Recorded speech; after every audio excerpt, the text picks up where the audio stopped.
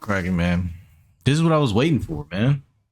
This is what we were waiting for all along. I told you, we talked about this last time with Turkey and Dana White coming together, and my whole thing was the pay, right? The fighter pay. And their whole thing is they're trying to create a bubble for boxing that's structured and it's a league, right? That's the goal, right? But here's the thing. Boxing is ran by its stars. It doesn't matter which people are willing to like if this is about them just trying to have more boxers on their own network and you know what I mean, they don't really care for the stars. They're just trying to build boxing infrastructure and build boxing as a sport. Cool, right? But then if that's the case, the type of boxers that they would have, right, the up and comers or whatever, it would be hard for them to turn a profit by putting on some of these events with this pay scale. Now this is the pay rate and the pay structure for the new boxing league that Dana White is going to be managing, right? Where he partnered with Turkey Al Sheikh for this. So it says the contract stipulates that purses will be increased based on the fighter's ability to some 10 of the company and climb the rankings, right? Cool. So at the bottom for a 10-round bout, if you're unranked, $20,000. This is about the amount it would cost, or which is what a UFC gets paid for winning a fight, right? $20K. You get 50,000 when you're ranked by the company, and when you're top 5, you're ranked by or when you're between 5 and 10, you get 50,000 per fight. 125,000 when ranked by the company between 3 and 4. So when you're top above 5. 375,000 when challenging for the championship, and 750,000 when you're defending the championship. Some veteran fight officials canvassed by boxing scenes said the pay scale indicates that league fighters will be younger and mid-level boxers. Okay, cool. That's the key here.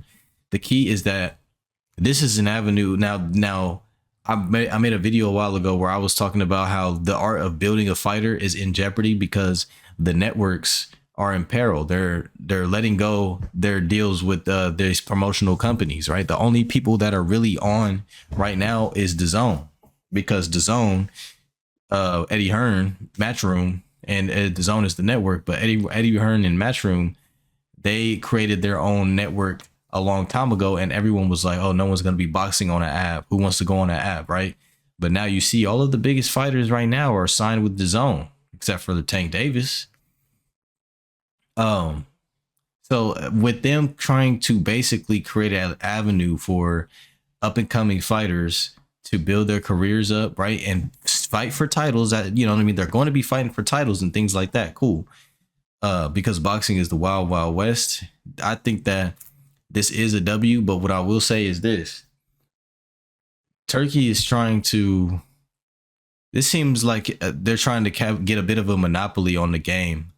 I think that Turkey is going to promote this new belt, the company belt, and maybe do events alongside the sanctioning bodies that already exist when it comes to making like mega fights. And I'm sure that those fights will be negotiated differently. But I think that if this is what you get for fighting, like, okay, you're fighting 10 round unranked fights, 20,000. That's not bad. That's not bad. But the thing about it is the stars run boxing. So how are they going to get people to tune in on a regular basis on a new network to see fighters that they may or may not care about is the question. Because the thing about it is, bro, with boxing is in just fighting in general. Well, really, yeah, with boxing, no one is going to watch fights that they don't want to watch. You know what I mean? It's really a popularity contest.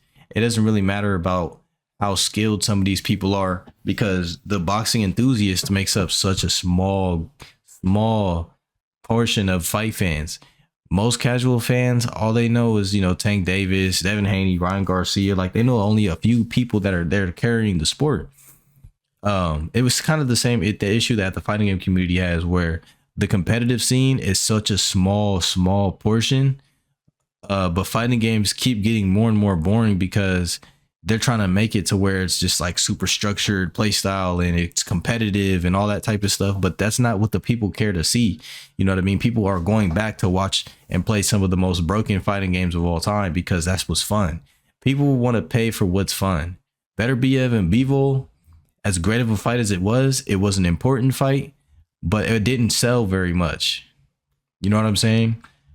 Now, are you going to, I don't know if they're going to attack this with volume, you know what I mean? Having a lot of boxers in the league, or how they're going to attack this, how they're going to put on events to incentivize viewership as opposed to somebody just going ahead and paying for a pay-per-view fight with somebody that they want to actually watch fight. You know what I mean? What is going to entice people to tune in? Because now you have the pay structure and stuff like that. And between the challenger and the defender, you're looking at over $1 million being dished out. Right. But how do you get people to care enough to watch the fight? Right. You're putting on these events, but how do you get people to care enough to watch these fights? That's got to be the next question that they have to answer, because in reality, Wednesday night fights, Friday night fights, you know what I mean? The magic with those. I mean, yeah, you had a lot of special talents coming up and it was interesting to see their careers develop. You know what I mean? So that was kind of the appeal.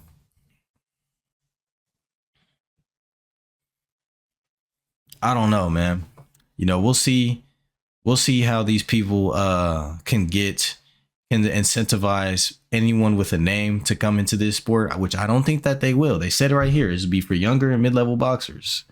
Now, is the key? Is this like gonna be like NCAA for boxing? Because that's what the Olympics is basically. That's what high level amateurs is basically, where when you get done, you're usually fast tracked to fighting for a title, and there's a huge incentive for them to push you, and you get a bigger bonus on your checks if you fight in the Olympics and come into a professional. Like there's already kind of that in place. Are you going to develop fighters who didn't go to the Olympics but are really, really good, maybe late bloomers, or how is this going to work? The only time will tell. But from what I can see with the pay scale, you're not going to get any big names to come and fight in your league unless not with this pay scale. You know what I mean? Not with this pay scale. So it seems as though they're trying to just find the best talent they can. Probably going to push a lot of highlights on Instagram. When people see certain people get knockouts and stuff like that, they're probably just going to start making those dudes fight each other, to be honest.